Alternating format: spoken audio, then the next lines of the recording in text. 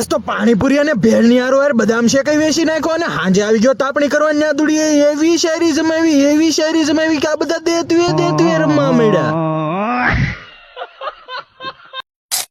Hello મિત્રો, જય શ્રી કૃષ્ણ ને રાધે રાધે। આવી ગયો છું બધો સામાન લઈને લારી અને કરી લીધા ઝારખંડી ને રામ રામ અને પછી લારીમાં ભરી દીધી પૂરી અને પછી છોટી ગયો બધો લારીનો સામાન ગોઠવવામાં। તો સામાન ગોઠવી રહ્યો કે તરત આવી ગયા 3 ડીશ રગડા સમોસાના કસ્ટમર, તો એને સમોસા આપીને બોણી કરી લીધી ને પછી બનાવી નાખી 2 દાબેલી અને આ છોટું પાસે લઈ લીધા 20 રૂપિયા ને આપી દીધા 2 સમોસા। બપોરનો ટાઈમ થઈ ગયો તો એટલે આવી ગયો ઘરે પેટનો ખાટો પૂરવાન। ઘરે આવીને જોયું તો આજ તો દાળ ભાત ને કારેલાનું શાક હતું। જમીન આવી ગયો લારી અને લારી આવીને બનાવી નાખી ઉપરા ઉપરી 2-3 ડીશ સમોસાની અને પછી બનાવી નાખ્યા 5 ગરમા ગરમ વડાપાવ અને પછી આ ભાઈબંધ ને આપી દીધી 200 રૂપિયાની ભેળ પાર્સલ। અને આ બાજુ જોયું તો બદામ શેક ની લારી વાળા ભાઈ જ ગાયબ હતા। અને મિત્રો આપણે મોકાનો ફાયદો ઉઠાવીને એનું આખું ટીપણું ખાલી કરવા આટલું ભરવા મળ્યા જબલે જબલા।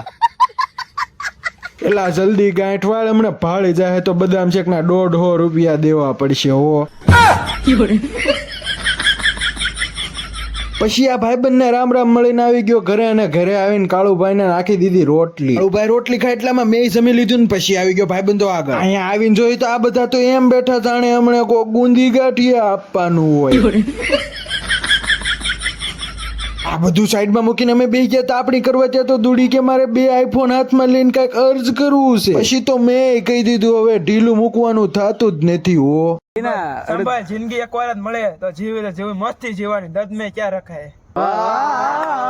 ઘર ભેગું થાને ભાઈ। દુડીની શાયરી સાંભળીને આ બધાને હું થઈ ગયું કોને ખબર। આ બધા તો દેતું આ વાળી કરેલા જોઈજો કોકના લુગડા નો બાળતા તમે।